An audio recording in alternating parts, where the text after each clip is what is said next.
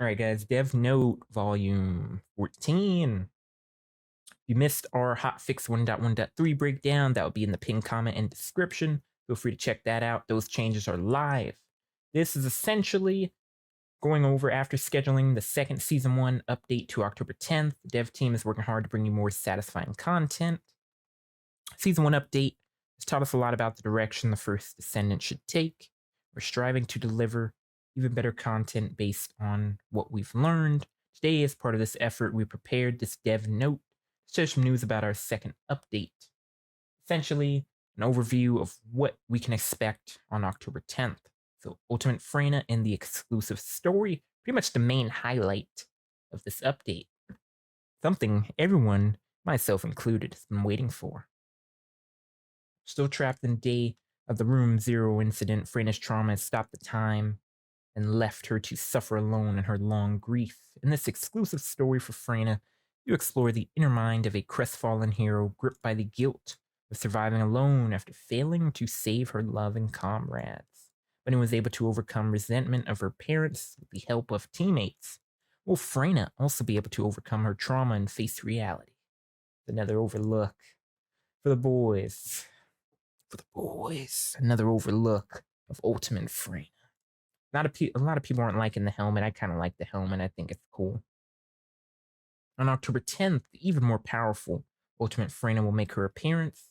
Ultimate Freyna's arcade chemical control suit, the Nightmare Dominator, a piece of gear especially designed for Freyna who feels greater physical strain as her arcade grows more powerful. Up until now, Freyna has had to stall the growth of her arcade in order to survive. The Nightmare Dominator enables her to adjust to more powerful arcade. With this control suit equipped, Ultimate Freyna's trauma has now become a nightmare not only for herself, but for the enemies. You have an overview of some new modules on the way. Now, Ultimate Freyna's exclusive modules, the Toxic Mixture and Venom Injection, will be added.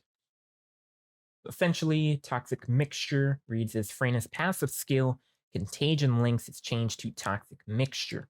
When equipped, the skill module will trigger Necrosis instead of Room Zero trauma. The enemies gain more stacks of Necrosis. Your firearm attack increases when you shoot at them, and if an enemy reaches max stacks, your firearm critical hit rate also increases. Now, essentially, this should affect our unique weapon pretty well. I think that's going to take it over to the top now. You guys may have kind of seen some regular Freyna builds using the unique weapon and just bursting down bosses. Essentially, with this, you should be able to achieve that even easier based on, what that means. Now, Venom Injection, the defense mechanism is changed to Venom Injection. This consumes resources to recover your shield and increase skill power modifier while inflicting corrosion on enemies. Enemies inflicted with corrosion suffer reduced toxin resistance, making them more vulnerable to Freyna's toxic attacks.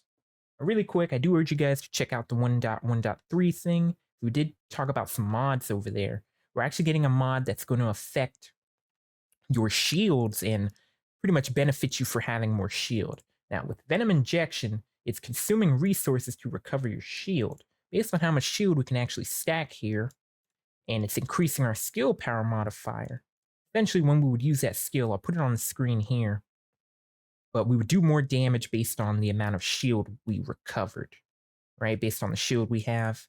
After we do that damage, the shield would also be recovered. So essentially, you should be able to keep that shield near max when using Venom Injection on Freyna. Now, Haley's exclusive modules, Super Cooled, Kuiper Round, and Cryogenic Cluster Shot will be added. These read as, so use the unique weapon, reduce firearm attack and fire rate, but increases the weak point damage in return. Don't know how good this will be. Also, successful weak point attacks will recover shield instead of your MP. An increase in weak point damage decreases on firing the unique weapon, but increases again on successful weak point attacks. No real values yet, so we'll have to wait to fully test it. But as of right now, we're nuking bosses without these, so I still don't even think you will even need these. This is just a way to, I guess, make your build stand out. Now, going over Cryogenic Cluster Shot. The cryo effect is changed to Cryogenic. Using a firearm to attack an enemy inflicted with cryogenic deals additional AoE damage to nearby enemies, making this a useful skill for clearing out common monsters. In addition, we're adding new modules to improve your builds. Following the addition of modules to improve the shield utilization on the 26th of September, you're also adding modules that boost skill power or firearm attack instead of critical hit on October 10th to encourage the use of weapons and Descendants that have low critical hit rates. Even more mods to come on October 10th. Really nice. We have some more info on the Deathstalker, which will be our new Colossus. And while the enemy wreaks havoc, a new Colossus, the Deathstalker, has appeared in the Void, is approaching Ingress, Stalker of living things in the darkness of the Void space. The Deathstalker is a more formidable foe than any Colossus you have intercepted so far. Let's jump back into the Void once more to defend Ingress from the threat of the Deathstalker, overcome the fear of death, destroy the living mask, and discover your true power. Introduction of the most powerful Colossus, Deathstalker. The difficulty of the final intercept battle, Gluttony, will also be readjusted. Join for the opportunity to intercept more Colossi. Have you guys beat Gluttony yet? If not, it will be readjusted, so maybe a little bit easier when doing that random matchmaking. We do have some news on our new weapon coming, the Frost Watcher. Real true power sometimes need to be cold and deliberate, rather than fast and hot. Frost Watcher is the perfect weapon for such Descendant. Scout Rifle has been designed, the built-in chill arcade catalyst, to allow anyone to fire cryogenic bullets. But that cold power wasn't something anyone could wield. The Frost Watcher's chill arcade would course through the entire body of its user and slow their movements. And very few Descendants in Albion could handle being in such state. But if a Descendant can handle it all, Frost Watcher can provide them with the most cold-hearted skill in battle. Especially a cryogenic arcade user like Haley will benefit from the metabolic boost caused by the Frost Watcher's refrigerant that surrounds the rifle. Very nice. It's pretty much built for Haley, guys. So you're going to stack that in. They told us we were getting more mods regarding, increasing the crit damage and crit chance. So you can actually use those firearms a bit more. So they should play nicely together. Here, really what I'm most excited for. Highest difficulty infiltration operations. We do have some gameplay here going over it as well. Lower that a teensy bit. I like to show a case in Frano with it. Hey, good to see you, Iron Goddess. You've crushed another week of amazingness. Let's celebrate. Cheers to that. Weeks have been flying by, though. Bit crazy, actually. This is not a good test, though, guys. I want to see things get nuked with Frana. Looks like a little bit. It's a little tease, dude. Not seeing nothing crazy there. And then they have another gameplay here. Let's look at this one too. Essentially, they're even more stronger. They probably have more resistances and lots more enemies. I made this joke. I wonder, are you guys gonna be mad at us bunnies, us ultimate bunnies, for nuking the maps now? When we go in on a 400% infiltration operation with more monsters and loot to enjoy? Are you guys gonna be mad at little old us running around with our ultimate bunnies? You could choose the 400% option in infiltration operations with the invasion event and continue to participate after you have stopped the invasion. Interesting. Now, these 400% infiltration operations feature a greater number of monsters and enhanced monsters than other dungeons. Oh boy. Even now, sometimes you get you run around with Bunny high voltage, but there's that one immune enemy in the middle of the pack. High voltage usually has a trouble hitting that, non-immune enemy. So you got to run around a little bit. That's going to be a little funky in here if there's quite a bit of those when you're running high voltage. Allowing you to fight endless battles. The final battle, which pits you against two named monsters at the same time, is a unique feature of this content. And this is huge, guys. This is something I've kind of been asking for a while, and we're kind of getting it in a way. But essentially, harder content that essentially gives you more resources instead of having to jump around between a couple missions. So let's say, let's just throw, I guess, a material top of our head.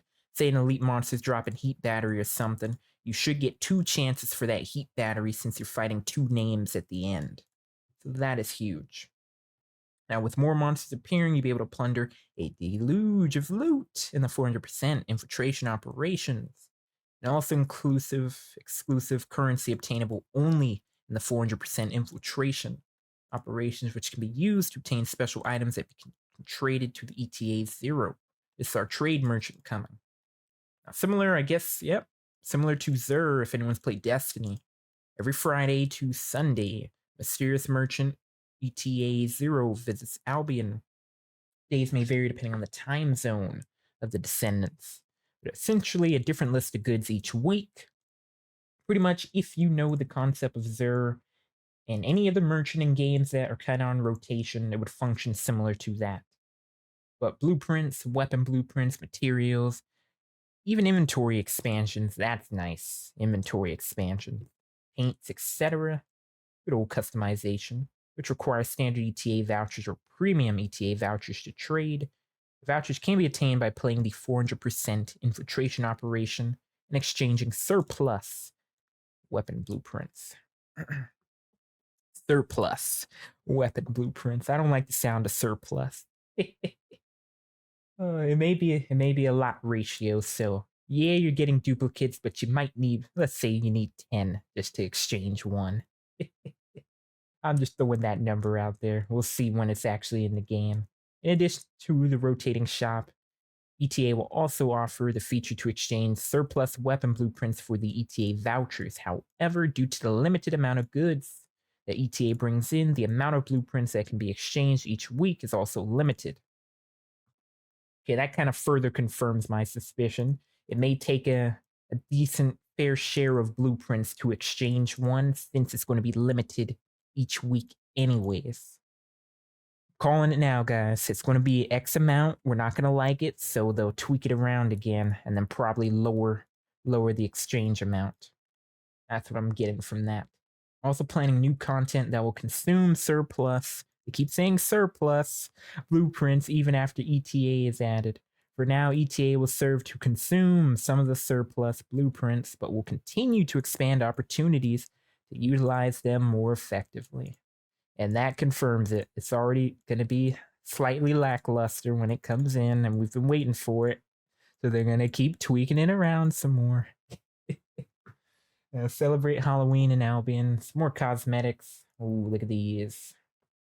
You guys are using creator code Slayer 5492 on checkout. The rest of the additional Season 1 updates. Resource defense special operations have been underplayed compared to the mine blockades due to the long play time, low monster density, and sprawling placement. And improve the resource defense, make it more interesting by shortening the play time of the defense to the level of the mine blockade, increasing the number of monsters, and changing the placement style. Love to see that. Maybe just offer you different rewards. Hell, even giving this a 400%. I think that would be nice. You make the little wave-based ones on a 400% modifier. So you're getting all that extra loot based on that. Also increasing the mobs. I think keep the same amount of waves, though, because you really don't have anything that you're playing, consistently. It usually ends once you kind of get going with it. Also want to address the issue of reactor farming to reduce the inconvenience of having to farm a new ultimate reactor every time you switch to a new weapon. We're introducing the reactor implant system. Huge! This will allow you to implant the weapon optimization conditions of other ultimate reactors to your current ultimate reactor. Ultimate reactor can have up to 3 weapon optimization conditions, and you can freely implant weapon optimization conditions based on your weapon settings. That's nice to see. With this, you no longer have to farm a new reactor each time you switch your weapons. You only need to implant a new weapon condition into the reactor you're currently using. Hope this dev note has answered some of your expectations and questions. The dev team is always listening to your feedback and constantly striving to provide you with a better gaming experience. They promise to continue to improve and evolve. They'll do the best to make time the first Descendant even more enjoyable. Always appreciate the support and feedback. Look forward to seeing you in the upcoming update. Very nice by the team, guys. Amazing. Now, really quick, going over that reactor thing. That's why I've always said, guys, usually I'll keep an extra reactor simply because who knows, down the line we could get a Descendant and that very reactor there will be amazing for them. But even just having the reactor now, but it didn't have the optimization you're looking for, I'll give you an example of that. I have a Frozen VS reactor. It has the crit damage and the damage to Colossus roll I've been hunting, but it's on a King's Lance mounting. So keeping that in handy, when this is implemented, I can go and put a reactor implant on that and throw a Secret Garden on it or a Clairvoyance or something of that nature. So do hold on to those reactors because this will be coming in hot. Pretty much cuts down that reactor farming time. So that's an amazing thing right there.